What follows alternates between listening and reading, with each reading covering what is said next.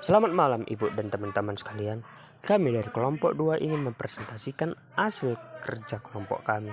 Adapun nama anggota dari kelompok kami yaitu perkenalkan, nama saya Ranto Luspen Putra Manalu, 2 Putri Lembangkaul, 3 Nadira Asana, 4 Rai Maniuru.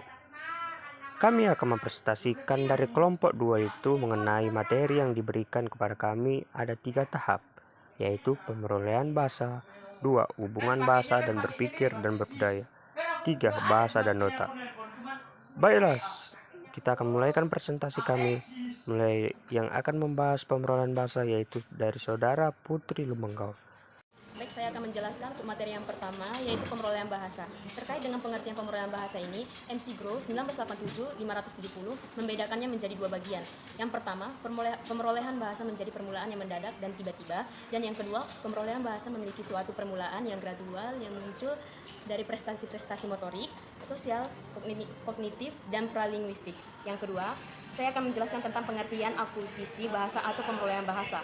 Pemerolehan bahasa adalah proses manusia mendapatkan kemampuan untuk menangkap, menghasilkan, dan menggunakan kata untuk pemahaman komunikasi.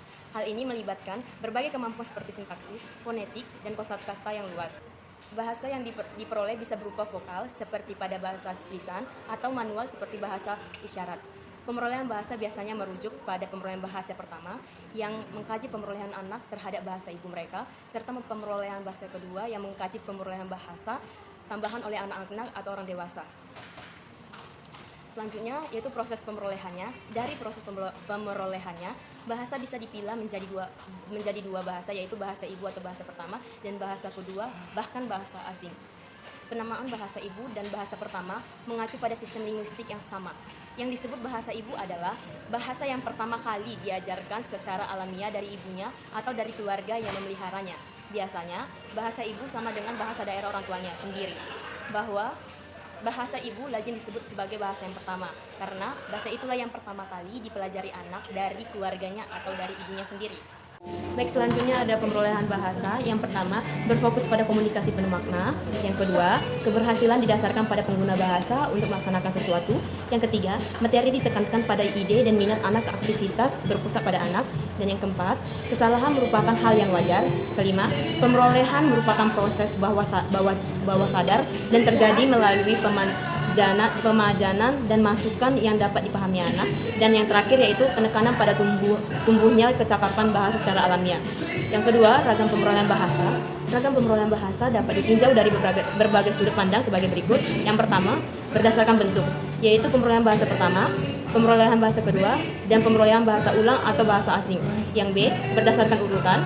Yang pertama, pemerolehan bahasa pertama. Yang kedua, pemerolehan bahasa kedua. Yang C, berdasarkan jumlah. Yang pertama itu ada pemerolehan 1 bahasa, kedua pemerolehan 2 bahasa. Yang bagian D berdasarkan media. Pertama, pemerolehan bahasa lisan, dan yang kedua pemerolehan bahasa tulisan. Dan yang terakhir, bagian terakhir E, berdasarkan keasliannya. Terbagi atas 2, pemerolehan bahasa asli dan pemerolehan bahasa asing. Demikian pembahasan tentang pemerolehan bahasa dari saya. Terima kasih. Baik, saya akan menjelaskan hubungan bahasa, berpikir, dan berbudaya.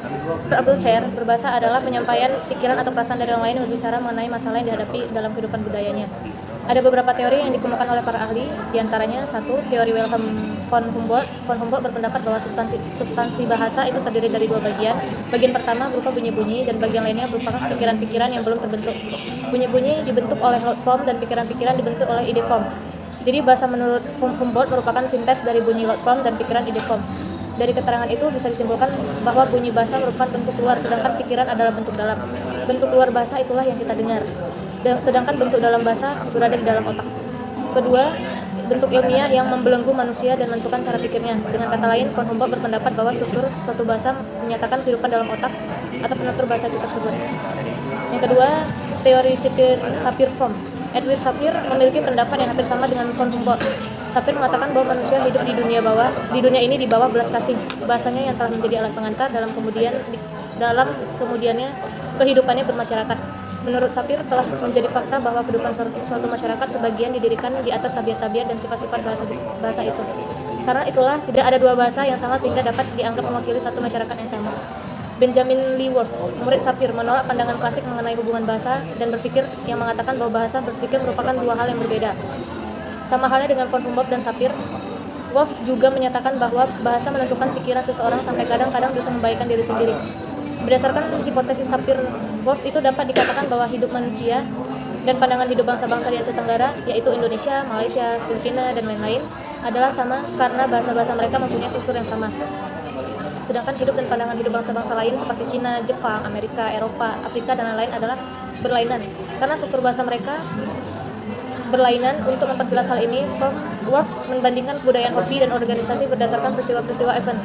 Sedangkan kebudayaan Eropa menurut organisasi ruang, space, dan waktu, time. Kemudian teori L.S. Vygotsky, sarjana bangsa Rusia, berpendapat adanya satu tahap perkembangan bahasa sebelum adanya pikiran, dan adanya satu tahap berkembang pikiran sebelum adanya bahasa. Kemudian kedua garis perkembangan ini saling bertemu, maka terjadilah secara serentak pikiran berbahasa dan berbahasa berpikir. Dengan kata lain, pikiran dan bahasa pada tahap permulaan berkembang secara berpisah dan tidak saling mempengaruhi. Jadi mula-mula pikiran berkembang tanpa bahasa dan bahasa mula-mula berkembang tanpa pikiran. Pada tahap berikutnya, keduanya bertemu dan bekerja sama serta saling mempengaruhi. Begitulah anak-anak berpikir dengan menggunakan bahasa dan berbahasa dengan menggunakan pikiran. Menurut Vygotsky, dalam mengkaji gerakan pikiran ini kita harus mengkaji dua bagian yang mempunyai arti merupakan aspek sematik ucapan dan luar yang merupakan aspek fonetik atau aspek bunyi ucapan. Penyatuan dua bagian atau aspek ini sangat rumit dan konteks. Pikiran dan kata menurut Vygotsky tidak dipotong dari satu pola, struktur ucapan tidak hanya mencerminkan tetapi juga mengubah setelah pikiran berubah menjadi ucapan. Yang keempat, teori Brunner. Berkenaan dengan masalah hubungan bahasa dan pemikiran, Brunner memperkenalkan teori yang disebutnya teori instrumentalisme. Menurut teori ini, bahasa adalah alat pada manusia yang mengembangkan dan menyempurnakan pemikir itu. Dengan kata lain, bahasa dapat membantu pemikiran manusia supaya dapat berpikir lebih sistematis.